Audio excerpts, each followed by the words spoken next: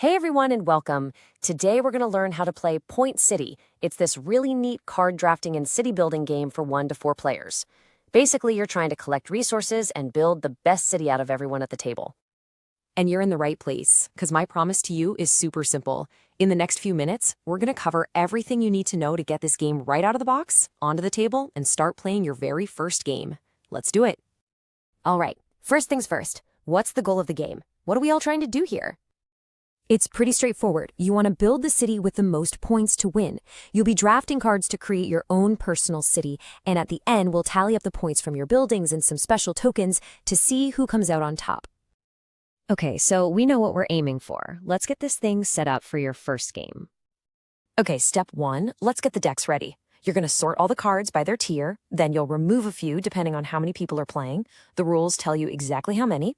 Then just stack them up with tier 1 right on top. That's your draw pile. Step 2 is creating the market. Super easy. Just deal out 16 cards from that draw pile into a 4x4 grid and make sure they're all showing their resource side up.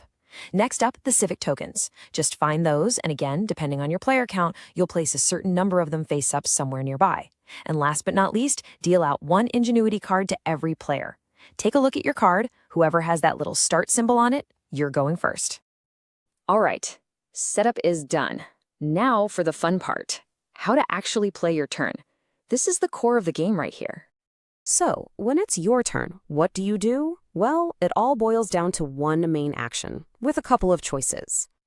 Your main action is to draft 2 cards. You've got 2 ways to do this.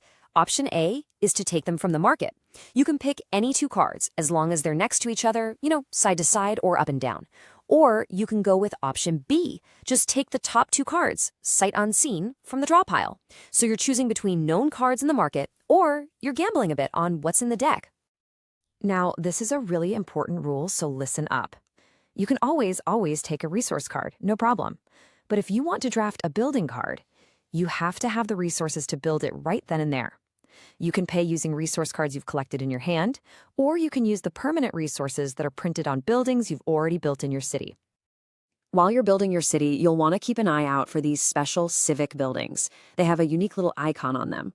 Whenever you construct one of these, you get a bonus. You immediately get to grab one of those Civic tokens we set out at the beginning. These things are awesome because they give you big endgame scoring opportunities, usually based on what kind of city you've built. Okay, so after you've taken your 2 cards, your turn isn't quite over. The last thing you do is refill the market. You'll draw 2 new cards to fill those empty spots you just created. But here's the really cool part. How you refill matters. If you took a resource card, the new card that replaces it gets flipped over to its building side. But if you took a building card, the new card comes out as a resource. This is what makes the market constantly change and evolve, which is a huge part of the strategy. So you'll just keep taking turns, building your city, until the game ends. Let's talk about how that happens, and more importantly, how you win. The end of the game is super easy to spot. It happens when the draw pile is totally empty and you can't refill the market anymore. As soon as that happens, bam, the game is over. All right, pencils out. It's time to count up the scores. It's a simple 2-step process. First, just add up all the points printed on your building cards.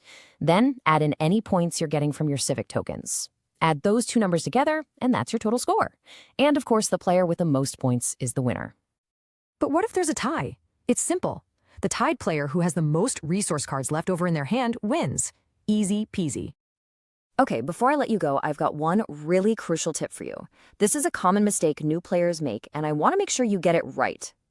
Pay close attention to this one. When you're scoring your Civic tokens, they only count the permanent resource icons that are actually printed on your constructed buildings. They do not count the resource cards that are still in your hand. So those cards in your hand are great for paying for things, but for scoring with these tokens, it's all about what you've actually built. That's a big deal, so don't forget it. And that's it. Seriously, you now know everything you need to play your first game of Point City. So the only question left is, what kind of city are you going to build first? Go have fun and enjoy the game.